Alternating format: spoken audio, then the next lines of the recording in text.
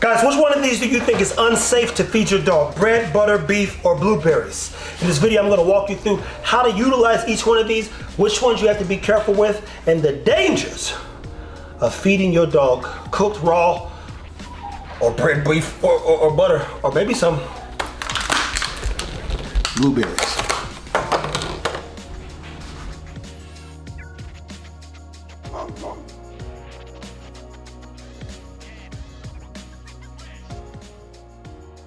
When I say feed raw, everyone thinks you're supposed to give your dog a rabbit. Look, go home, Roger.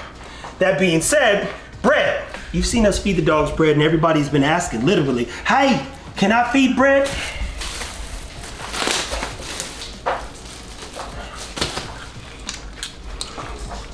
Yeah, you can feed bread. Can I feed butter? Now, you've not asked this because you don't know the benefits of butter. And maybe at the end of this video, I'll walk you through how to leverage or utilize this in case of emergency. Now, we know it's all about that feed raw, the foundation raw, but beef could be dangerous to your dog as well. You know why that is? Because a lot of dogs suffer from beef and chicken allergies. Now, here's the one thing that I learned, and it came to me the other day. It was like an epiphany. Jamarcus has been dealing with allergies with Junior, and he said, Trev, should I take this out of his food? I said, you know what? I've never read in any book where veggies were dangerous to dogs. Now, to be clear, the dogs cannot eat onions, the dogs cannot eat a few other things, but blueberries, carrots, pumpkin, isn't it crazy how much relief this provides to the dog? So I don't know that there's a dog out there with a blueberry allergy. I can't even say it. So you could definitely feed blueberries.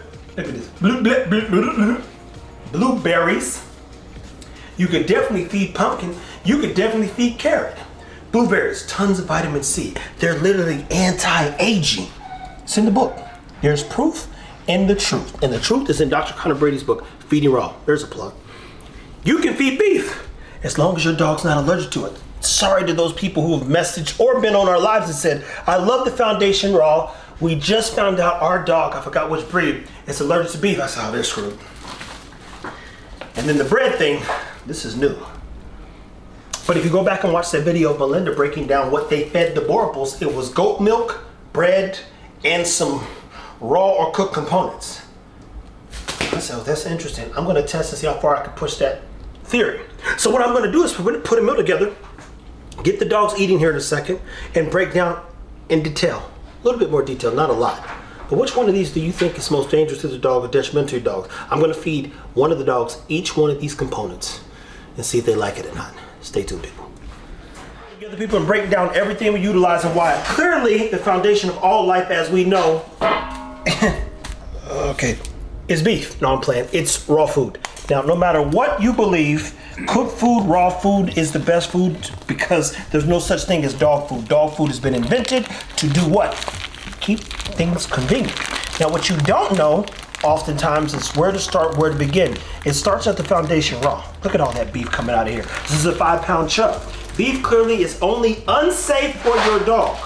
I repeat, unsafe for your dog if your dog has severe allergies or a severe allergy to beef. Now, allergies change, but unfortunately a dog's life ain't long enough because even for us humans, every 7 years our allergies can change.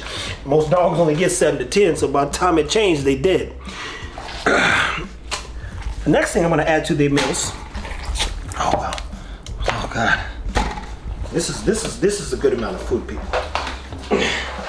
Are the blueberries. Now, blueberries have been shown to reduce and be anti-aging. So they help reduce inflammation. They for a fact have vitamin C.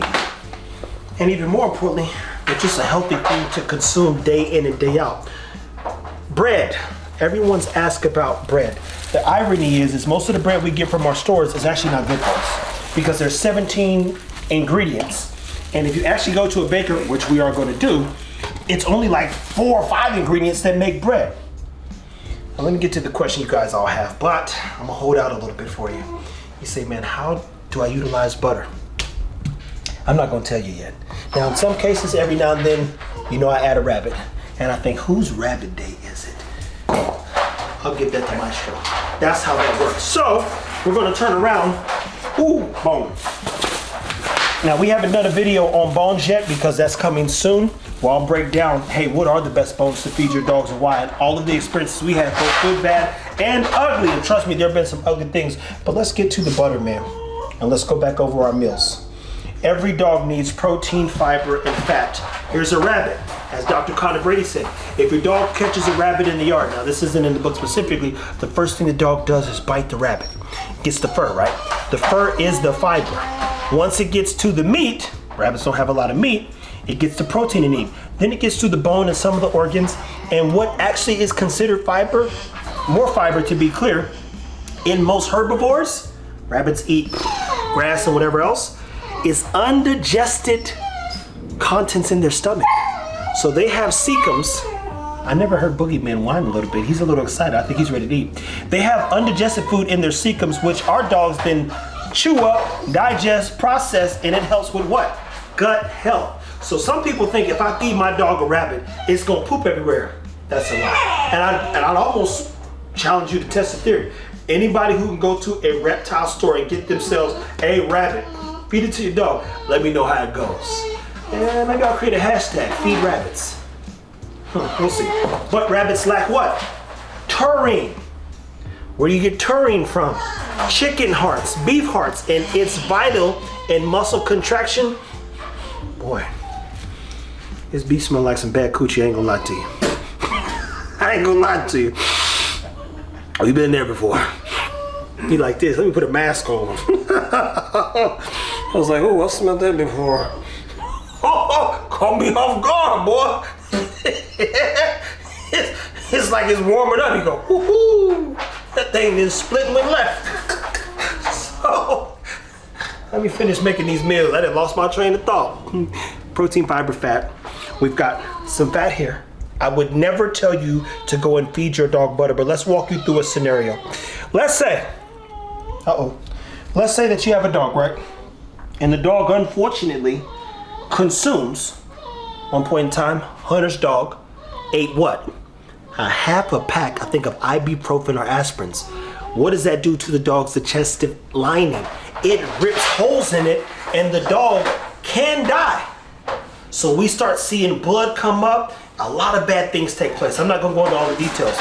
What I will tell you, if in case of emergency, your dog gets a hold of a pack of aspirin, ibuprofen, or whatever that stuff that's in the aspirin that strips and tears their stomach up, you can quickly use olive oil or some literal butter, and it can help coat the digestive lining of their stomach and reduce the risk of a bunch of holes popping up. Here's the challenge. If you actually feed butter or fats in excess that are more like this, you will prevent the absorption of some nutrients. It's like a double-edged sword here. Now give them a little butter, ain't gonna kill them. Matter of fact, I'll show you in one of the clips, feeding the dogs with butter. Because hey, which one's unsafe? Is it the beef? Is it the butter? Is it the chicken? Is it the bread? Is it the rabbit? Is it the blueberries? Technically, none of this is unsafe. I would never put my dogs at harm. The harm you think they're maybe running into with raw food is you just don't know what to do and how to put it all together. So, blueberries, that's their fiber for the night. Maestro's getting a rabbit. Yeah, he'll be the one who gets to this rabbit the best. Joker and Mowgli are getting some meat that I gotta get rid of. And in this case, it's this venison. Shout out to Wild Fork. Wild Fork, y'all listening?